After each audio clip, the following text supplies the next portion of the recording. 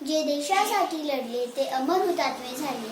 या अखंड भारताच्या स्वातंत्र्य लढ्यात ज्या ज्या शूरवीरांनी आपले अमूल्य बलिदान दिले त्या सर्व वीरांना माझे कोटी कोटी प्रणाम. नमस्कार, माझे नाव आरुही सोनवणे आहे. मी इयत्ता 4थीत शिकते. आज 17 सप्टेंबर म्हणजेच मराठवाडा मुक्ती संग्राम दिन.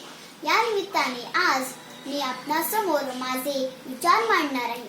भारताला जरी 15 ऑगस्ट 1947 रोजी स्वातंत्र्य मिळाले असेल तरीही आपल्या भारतात अनेक संस्थाने होती.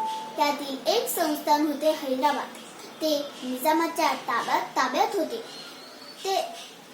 ते भारतात सामील व्हायला तयार नव्हते.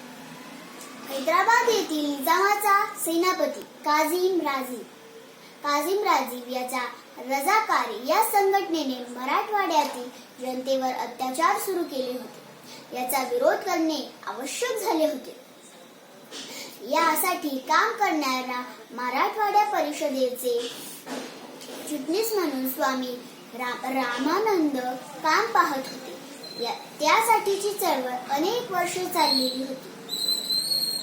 27 ऑक्टोबर 1938 रोजी स्वामी रामानंद सत्याग्रहासाठी कार्यकर्त्यांसह हैदराबाद शहरातील राजमार्गावर आले. त्यांना अटक झाली होती.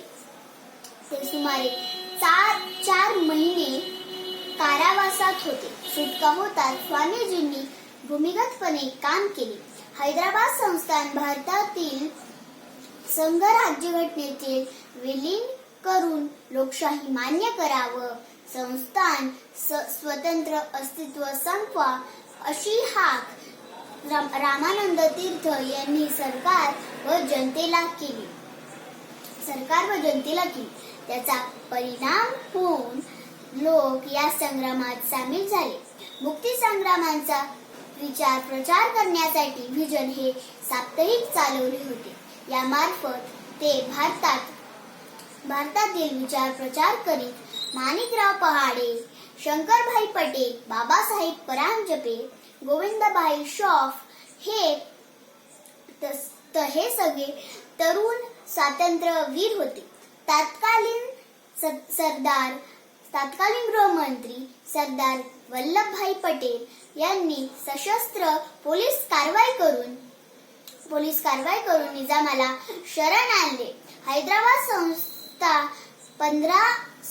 17 सप्टेंबर 1948 रोजी भारतात विलीन झाले.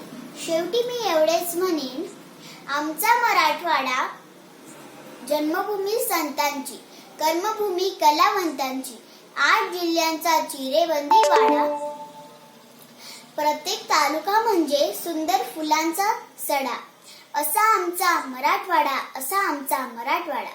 धन्यवाद.